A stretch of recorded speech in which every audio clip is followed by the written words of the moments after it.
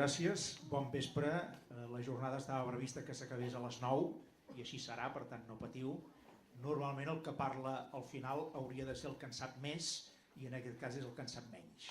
Per tant jo us demano disculpes perquè tots els que heu intervingut i totes les persones que esteu a la sala doncs segur que teniu una experiència molt més rica i molt més gran que jo mateix per parlar de temes educatius.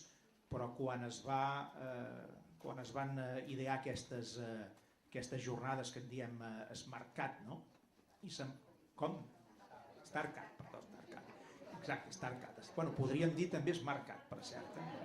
Però vaja, StarCat. Recordo que se'n van programar, Elsa, van ser 13, no? Si no és així, si no recordo malament, són 13, no? I aleshores en alguns de nosaltres ens van dir quines us voleu apuntar d'aquestes, no? Jo en vaig triar dues.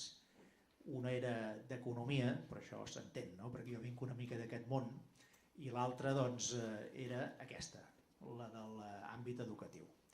I vaig triar aquesta perquè sabia que en aquesta jo aprendria i perquè com que vaig aprendre economia fa molts anys enrere, o com a mínim ho vaig intentar, vaig recordar sempre una bona definició que es fa dels economistes, i és que n'hi ha de dos tipus, els que no saben res i els que no saben ni això.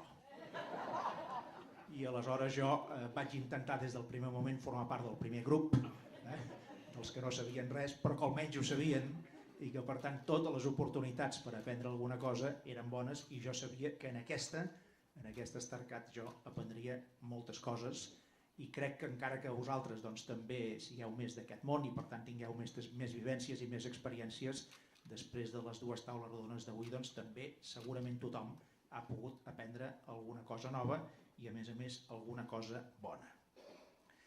Què és el que jo sé, sense saber-ne gaire? Mireu, jo sé tres coses. La primera és que el que diferencia un bon país d'un país mediocre o d'un país dolent és precisament l'àmbit educatiu i més enllà de l'àmbit educatiu el que en podríem dir doncs, la cultura en sentit ampli i la capacitat de generar, de retenir i d'atraure talent. Els països que estan a la divisió d'honor són els països que són capaços de fer això.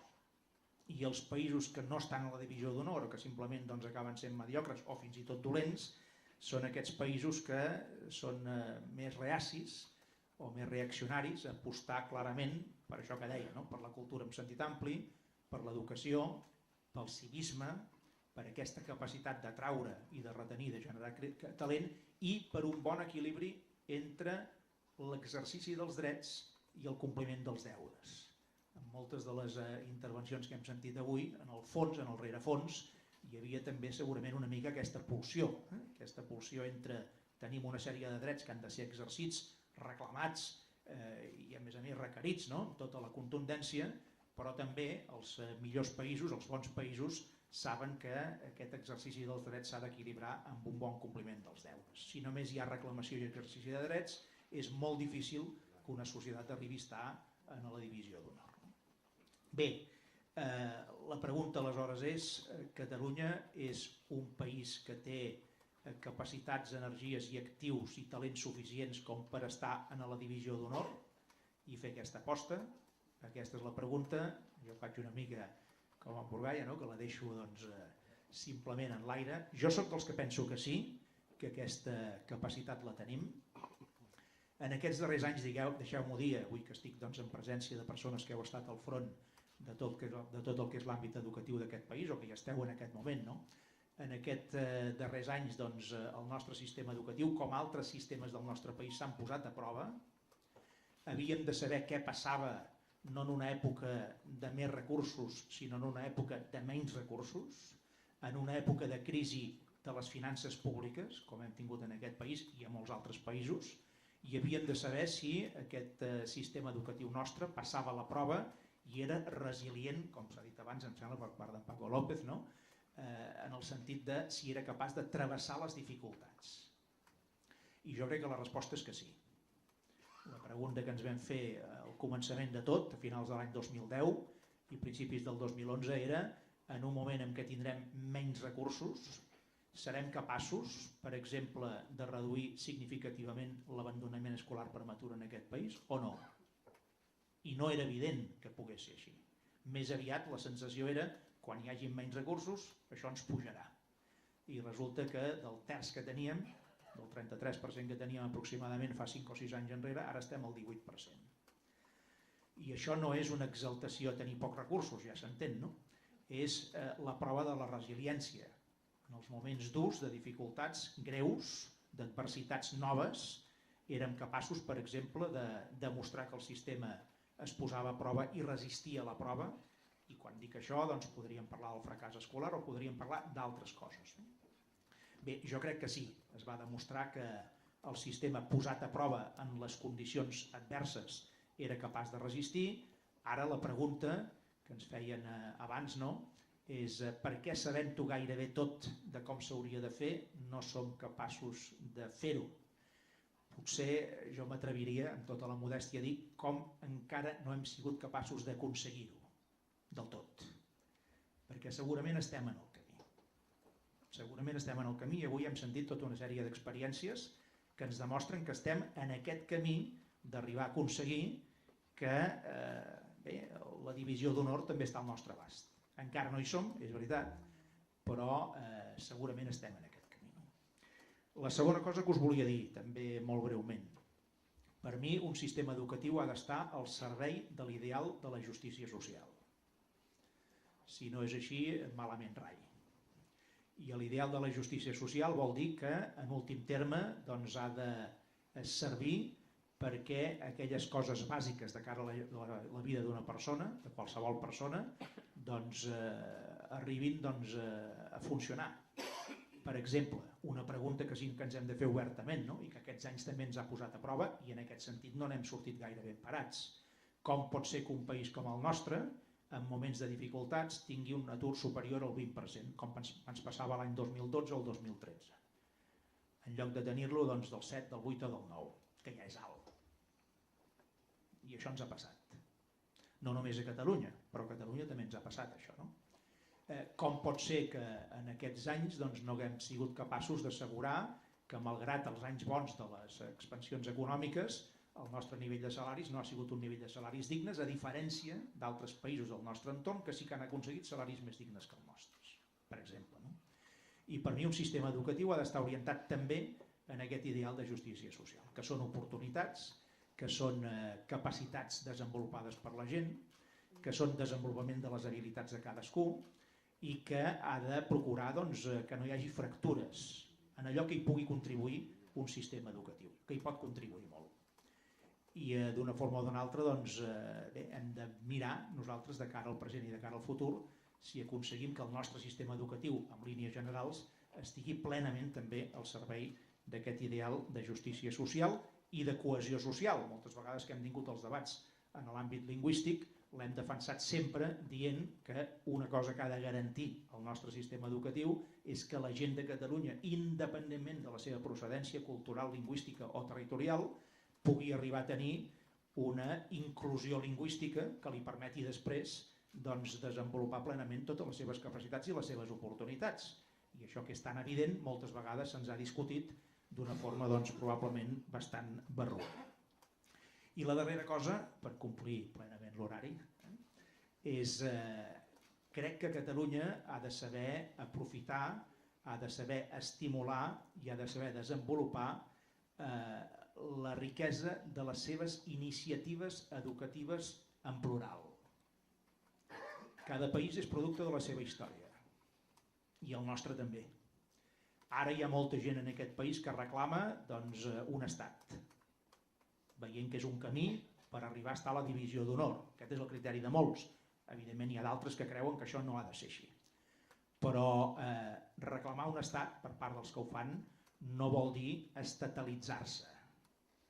Són dues coses diferents. Reclamar un estat és reclamar una estructura de poder i de decisió que et permeti desenvolupar projectes propis. Però no vol dir estatalitzar-se en el sentit d'ofegar qualsevol iniciativa que hi hagi en el país des de tots els punts de vista. Hem sentit aquí, en molts àmbits diferents, projectes singulars. No oblidem que també en el sistema educatiu, però no només en el sistema educatiu, el producte de la nostra història col·lectiva, des de fa segles, és precisament l'existència d'iniciatives educatives molt diverses, de pluralitat educativa. I això el nostre país ho ha d'emparar, ho ha de reconèixer, ho ha de respectar i ho ha d'estimular. I estic segur que molts ho compartireu, però no tothom ho comparteix, perquè per alguns aquest estatalitzar la societat és el seu nord. No és el mateix la sobirania de la ciutadania que la sobirania de l'Estat. Quan la gent pensa que la sobirania ha de ser de l'Estat, normalment es cau amb sistemes no desitjables. La sobirania de la població, de la ciutadania, vol dir, entre altres coses, respectar la pluralitat d'iniciatives que hi ha en un país. La consellera Rigau i jo, quan vàrem començar en el 2011, i ara poc o molt la situació és un pèl diferent, no del tot, però una mica ha pogut millorar. Recordo que ens vàrem fixar un objectiu que no vàrem poder complir i que jo espero que en algun moment es podrà arribar a complir. Segurament no ara, perquè ara tampoc el que diré estem en disposició de fer-ho del tot, però no hem d'oblidar aquest objectiu que ara us diré. En algun moment aquest país, si vol respectar la pluralitat de les seves iniciatives educatives, ha d'assegurar que a càrrec del pressupost públic es cobreix el cost real de l'educació. I que tothom la pugui desenvolupar com vulgui. I si ho fem d'aquesta manera, tant en l'àmbit estrictament públic, millorant els estàndards i els recursos, com en l'àmbit dels sistemes concertats, al final farem honor en la divisió d'honor del que significa un servei d'educació d'un país, que ha de respectar la seva tradició, la riquesa d'aquesta trajectòria i sobretot la pluralitat d'iniciatives, perquè no ens enganyem, un país pot estar millor en la divisió d'honor si al final és capaç de recollir bé les iniciatives plurals de tota la seva societat. Catalunya amb això té un avantatge, que és que fa molt temps que està experimentant i que està en rodatge sobre això, segurament perquè no ha tingut una altra alternativa. Però com que hem aconseguit desenvolupar tot això, ara val la pena que d'una forma o d'una altra sapiguem fer honor en aquesta riquesa, que en definitiva també és una bona aposta de cara al futur. Us agraeixo moltíssim la vostra participació, a tots els que ens heu ajudat a organitzar aquesta jornada sobre l'àmbit educatiu, i agraeixo molt a les persones que ens hi heu volgut participar directament totes les vostres aportacions. I un missatge final, si estem promovent totes aquestes jornades, i aquí tenim a la Marta Pascal com a principal responsable executiva del Partit Demòcrata en aquest moment, és perquè nosaltres, des d'un punt de vista de projecte polític, també d'una forma o d'una altra ens estem repensant.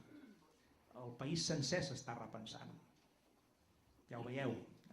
I si el país es repensa, l'obligació dels partits que han de servir al país també és actualitzar-se i repensar-se. I fer-ho a fons, i sense complexes, i apostant per un determinat projecte de país i defensar-lo amb totes les conseqüències, sabent que després això, òbviament s'ha de dialogar i pactar amb molts altres actors de la societat i també amb altres partits polítics. Però en aquesta redefinició, en aquest repensament, en aquesta actualització del que és el nostre projecte polític, és lògic que no hi pogués faltar, amb lletres d'honor també, tot el que era l'àmbit educatiu. I en la mesura en què ens hi esteu ajudant i que hi esteu col·laborant, jo com a president d'aquest partit us ho agraeixo doblement. Moltes gràcies.